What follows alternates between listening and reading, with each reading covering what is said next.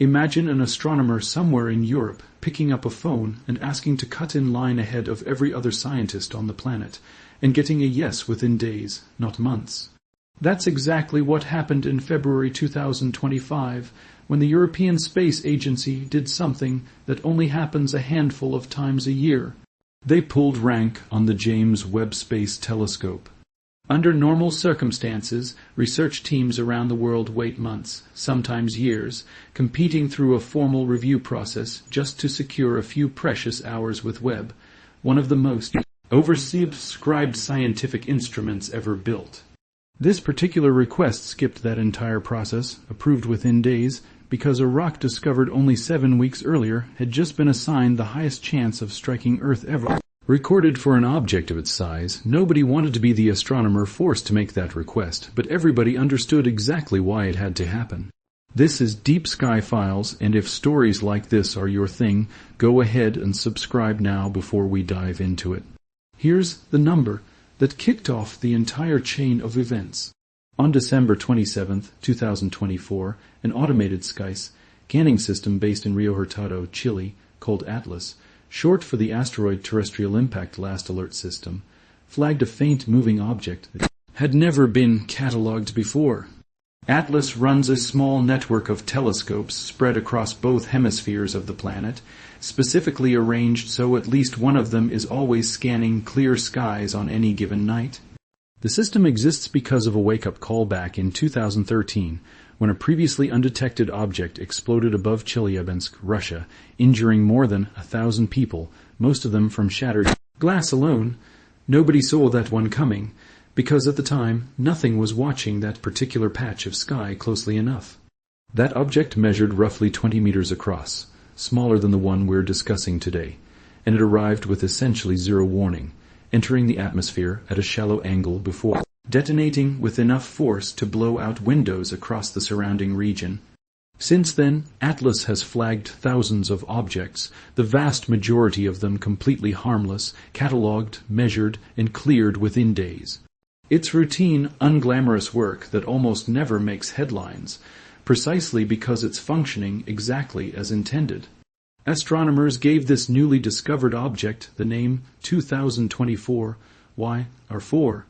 Early estimates put its odds of colliding with Earth on December 22, 2032, at something small and fairly routine, somewhere around 1 in 100, a figure that on its own would have barely registered outside the small community of professional sky surveyors who track hundreds of similar objects every single month as a matter of standard practice.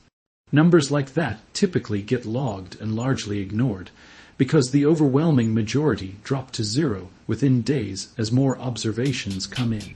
This one didn't drop, it climbed instead.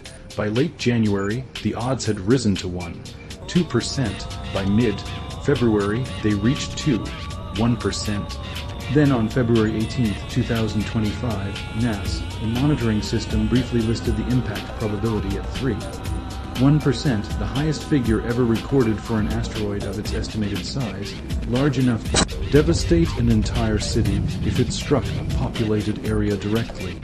To communicate risk like this to the public, astronomers rely on something called the Torino scale, running from 0, meaning no concern whatsoever, up through 5, a genuine threat serious enough to require government attention, all the way to 10, representing a certain global catastrophe.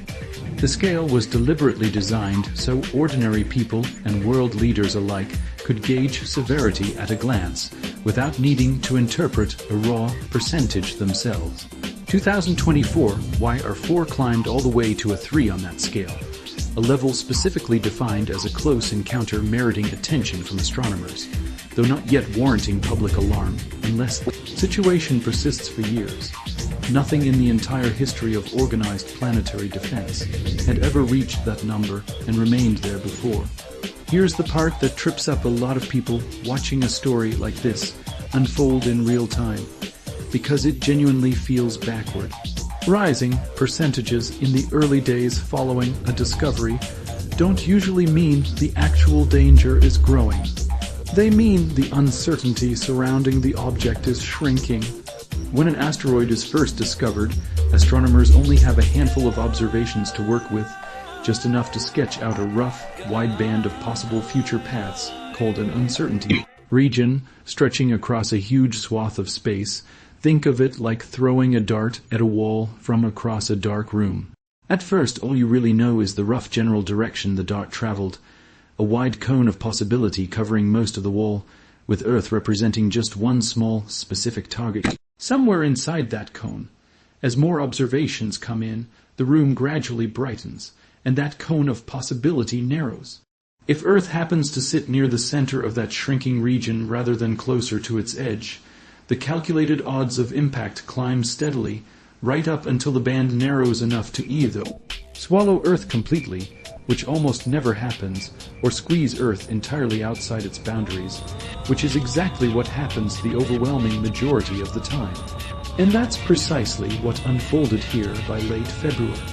That's the exact moment the European Space Agency made the call to interrupt Webb's carefully planned schedule, and understanding why that decision mattered so much means understanding just how tightly controlled access to that telescope really is. That's where we're headed next, so stay with me, because the story is only just getting started.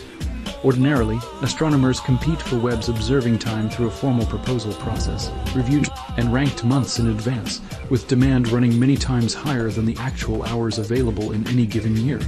But tucked outside that entire system sits a small reserve called Director's Discretionary Time, set aside specifically for genuine emergencies, situations where waiting for the normal review cycle would mean missing the observation window entirely. Whether that's a fading asteroid or an unexpected cosmic explosion that simply won't wait around for a committee to convene, this reserve gets used only a handful of times each year, and only for exactly this kind of situation, an object whose window for study is closing fast, and whose answer matters immediately rather than eventually. Requesting it essentially means arguing in real time that a rock spotted just 7 weeks earlier deserves to leap ahead of research proposals that other scientists spent years carefully preparing. Ground-based telescopes can only observe an asteroid through the sunlight bouncing off its surface, and that leaves its actual physical size dangerously uncertain, since a small, bright rock and a large, dark one can reflect essentially the same amount of light back toward Earth. Webb works differently. It detects heat instead, the infrared radiation the asteroid emits directly on its own, which meant it could measure the object's true size regardless of how reflective or dark its surface happened to be. Getting that precise measurement mattered enormously because the danger posed by a 40-meter rock and a 90-meter rock, both technically inside the range ground telescopes had estimated, are simply not the same conversation at all. While that emergency request for telescope time was still working its way through approval, the ground-based data kept quietly improving on its own. On February 19th, the impact probability dropped to 5%. The very next day, it fell again down to 27%. By the end of February, an Earth impact on the 2032 date had been effectively ruled out entirely, and the Torino scale rating dropped back down to a 1, and eventually all the way to 0. As it turned out, the planet had never actually been in serious danger. The uncertainty had simply been wide enough during those first few chaotic weeks to include a small but genuinely real chance of catastrophe somewhere inside it. Webb's observations went ahead anyway in March of 2025, not because Earth remained at risk, but because the size question still hadn't been definitively answered, and scientists wanted to use this rare moment to test how well Webb could actually function as an emergency planetary defense instrument under real pressure. The results that came back were remarkably precise. 2024 YR4 measured somewhere between 53 and 67 meters across, roughly 174 to 220 feet, about the height of a 10-story building. That narrowed the previous ground-based estimate, which had ranged all the way from 40 meters up to 90, by more than half in a single set of observations. It also quietly settled a separate lingering argument about how reflective the asteroid's surface actually was. A smaller, brighter surface and a larger, darker one can produce identical readings for a telescope that only sees reflected sunlight, and that exact ambiguity is precisely what had kept the ground base size estimate so frustratingly wide for months on end. Webb's direct heat measurement collapsed that ambiguity entirely in one clean pass. If you're keeping track of the timeline here, this is roughly the midpoint of the story, and it's almost exactly where most media coverage at the time quietly stopped paying attention, right as Earth's risk hit zero and the headlines moved on to other things. But the part that actually mattered most for the following year was really only just getting started. Then came the twist nobody had actually been asking about. The development that turned this from a solved problem back into an open one all over again. With the asteroid size finally nailed down and Earth definitively out of danger, astronomers turned their attention to a second question, almost as something of an afterthought at first. Where exactly would 2024, R4 actually be on December 22nd, 2032, now that its orbit was understood with far greater precision? Using the new Webb data combined with existing ground-based observations, NASA, the Center for Near-Earth Object Studies, recalculated the asteroid's most likely position on that date, and the improved precision revealed something the earlier, blurrier estimate had completely missed. There was now a measurable chance the asteroid could strike the moon instead of simply passing harmlessly by it. Back in February, before Webb's data had even arrived, that lunar impact probability sat around 7%. On April 2nd, using the March Webb observations, NASA updated that figure to 8%. Then on June 3rd, Webb captured one final observation before the asteroid faded too far and too faint to track from Earth at all, its last usable date to point until the object was expected to swing back into view sometime in 2028. That final observation improved the position estimate by nearly 20%, and it pushed the lunar impact probability up once more, this time to 3%, the highest it would ever officially reach throughout the entire episode. NASA's own public messaging captured just how strange this new position really was, a 60-meter asteroid, no longer any threat to Earth whatsoever, now carrying roughly a 1 in 23 chance of striking the moon instead, with absolutely no way to check that number again for nearly 3 full years. There's a specific reason this particular outcome unsettled planetary scientists more than the original Earth scare ever did, even though the actual physical danger involved was objectively lower. It crossed the board. And that reason is exactly where we're headed next.